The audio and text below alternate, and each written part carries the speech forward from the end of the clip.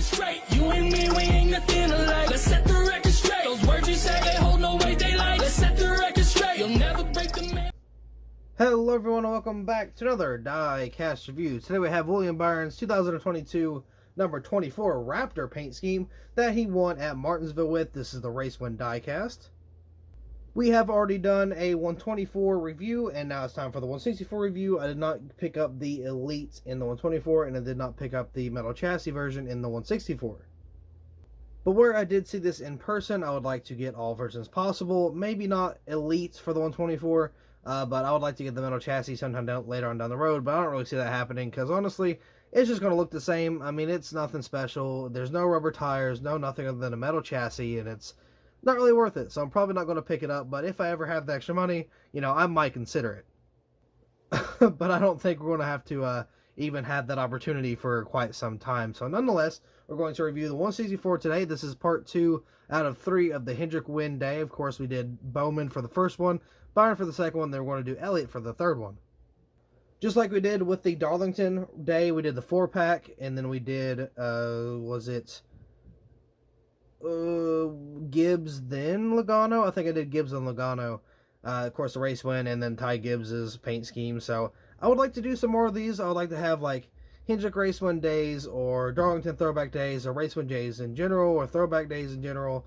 I don't know. I might do that from, you know, here on out if I ever have enough diecast lined up to where I can do some more of those types of videos. Either way, we're not going to talk about that today. We're going to talk about this diecast right here. Now, if you've seen anything or seen any type of video, I've talked about Byron with Martinsville for 2022 in the Cup Series. You will probably remember that I said that I have a little bag of confetti, which is true. The confetti flew over the grandstands, and I was lucky enough to run over and get some real quick. I sent some over to my buddy Colton. That's going to look very good next to his William Byron Race Win for the Martinsville race, and of course his 164 as well. But yeah, I was very lucky in order to get some confetti. I got like eight pieces, 7 or 8. I don't really remember for sure, but I got a couple. It's got a little baggie. I got it on top of the 124 right now. I tried to get it when I saw Christopher Bell win for Martinsville, you know, later in 2022, and I just couldn't do it. So unfortunate, but I was at least able to get some real confetti in person, so that was pretty cool. Nonetheless, we're going to get this diecast out of the box and take a closer look, because obviously, even though we done a 124 review, you know, there are some differences between the 124 and the 164, such as like the confetti not being on the windshield or rear windshield or windows or whatever, and of course the tire markings not being present on the actual Goodyear tires. Here's the diecast out of the box, and she looks pretty darn good. So yeah, this is the Raptor scheme for 2022. The 2023 version was just released. I don't know if it was designed by Lefty, but Lefty kind of put something out on Instagram. Same thing with the brand new Napa scheme for Chase Elliott. Either way, you know, pretty cool schemes. The Napa scheme is a little bit better than last year because there's a little bit of changes, but I feel like the Raptor scheme compared to last year and this year definitely takes the cake. If you have not seen the Raptor scheme yet for 2023, you should probably go look, because I mean, it's not amazing by any means, but it's so much better than what we had this year. Well, 2022 technically. So yeah, pretty cool little diecast. And of course, you know, with an upgrade of a Raptor scheme, this one's going to be put in the dirt as a old Raptor scheme. So, you know, a little bit of history already made in terms of Race Win and in terms of the actual paint scheme. So we're going to get on to the hood here. Got Raptor right there. Very hard to tell, but there's a little eye underneath there as well. I actually did the standard paint scheme I did a review for the standard paint scheme. So if you want to go see that, link down in the description if you want to go check that out. And the same thing for the 124. If you want to go see that, link will also be in the description. That's, of course, if I can even remember. But either way, got Raptor right there. Of course, got a bunch of confetti. Got that blue and white confetti there. Got Byron right there on the name banner with a little Chevy bow tie there. Then on the roof, got a little bit of confetti. Not a whole lot, but got the 24 right there. Raptor with the slash across the back. Byron right there on the rear name banner. Got Raptor once again on the deck lid. Just a couple specks of confetti. You can see some kind of scattered around the back end here. On the very back, you got RaptorTough.com. And then you got Camaro. Got a little arrow pointing down to the back of... Ooh, there's a... Ooh, yikes. We'll take a look at that in a minute. But I don't remember that being on the 124. There's a little arrow pointing down to the rear diffuser, or part of the rear diffuser, so I'm not really too sure what that's about. I don't know. We're going to have to take a look at that on the 124. Then got the ZL1 there. And we got this, I don't know, this little sloppy mishap we're going to have to acknowledge, because unfortunately that looks very, very bad. I don't know if that's just like hanging off of there, but I mean, it's pretty rough around that. I'm trying to brighten it up a little bit. You can see on this, the end of this spoiler back here, it's pretty roughed up, not gonna lie. It's pretty folded. It's over the taillight back here, so that's yeah, not so good. Gotta love line-out quality. It's kind of hard to see because it's got the dark background with it, but I don't know. I'll try to see if I can fix that if possible. If not, I'll probably end up ruining it, which I would much rather not. But also, you can see with this line right here, this dark line, that goes on the back of this car. It goes on this little center point to kind of match it, so that is also very, very off. Liberty University, got valving right there, got a little gap in the window. That's always fun to see. And then you got a little slit underneath the window. If we can fix that, I don't really know. No, it's pretty glopped on there. It's hard to tell. Let's see if I can fix that. But yeah, not so good. So yeah, we are continuing to have some wrapping decals kind of mess up a little bit, so that's not, again, not good at all. Got one winter sticker. I want to say it's from Atlanta. I could be wrong though. Got Valvoline there. William Byron, Axalta, Cronus, I said that wrong, Cronus, Axalta, Cincinnati, Freightliner, Mac Tools, and Simons there. A little bit more confetti down underneath the not the windshield, but under the window there. A small bit scattered across the door with the Raptor on the side and the 24.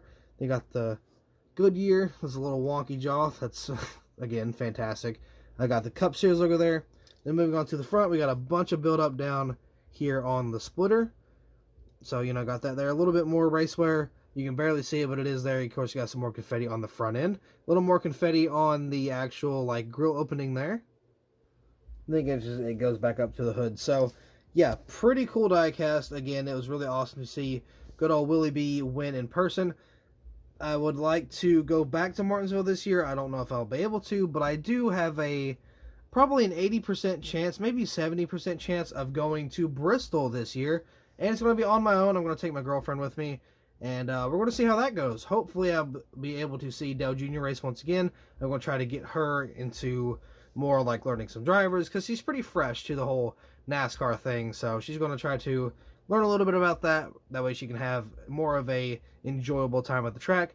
Hopefully we'll be able to go to Bristol this year. Maybe. I'm not too sure, but we're going to see. Just to put into perspective, the last time I was at Bristol was back in 2012 when Stewart threw his helmet at Matt Kenseth on that very famous night. Of course, Hamlin ended up winning that race. So yeah, that was quite some time ago. So I'd like to be back at Bristol at least sometime. I've been to Kentucky, Charlotte, and Martinsville since then. I have not been back to Bristol, so I'd absolutely love to go if possible. But nonetheless, this is a pretty awesome diecast. I think, did Byron only get 2 wins, or did he get 3 out of last year? I'm not too sure. Either way, I know we got the Atlanta win also. So if you're a Byron fan, I mean, I would pick this up. Of course, you know, Byron getting a grandfather clock is a pretty cool thing. And again, I've kind of talked about it a little bit, but I hope they make the truck win that he had that same weekend. Unfortunately, I did not get to see the truck race.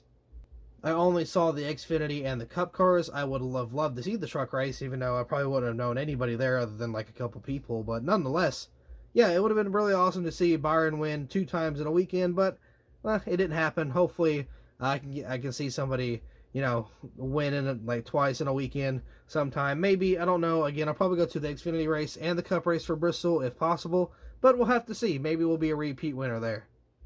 If I'm really fortunate, Dale Jr. will get the checkered flag at Bristol, but I don't think it's going to happen between you and me. But either way, yeah. Oh, I get to see Harvick retire. Not retire, but I get to see Harvick's last season, too.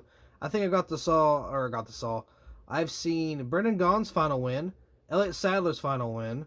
I've seen the retirement year for Johnson. Yeah, retirement year for Johnson. And then, what was the other one?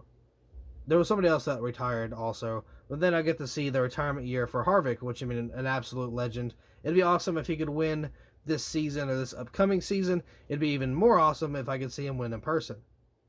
But I'm getting way off topic, so I apologize. But yeah, again, pretty awesome paint scheme. I mean, paint scheme's okay, but the race car is pretty cool. Got the confetti on it, not a lot of damage. And really the only race wear that was on the 124 was the right rear, I believe. It was just completely donut out. It was just completely black. So, I mean, yeah, 124 wheels versus the 164 wheels isn't much of a difference. But either way, this car is still pretty cool. So with that being said, I do believe that'll be all for this diecast review. So thank you all so much for watching. I hope you all enjoyed, and I will see you in the next video.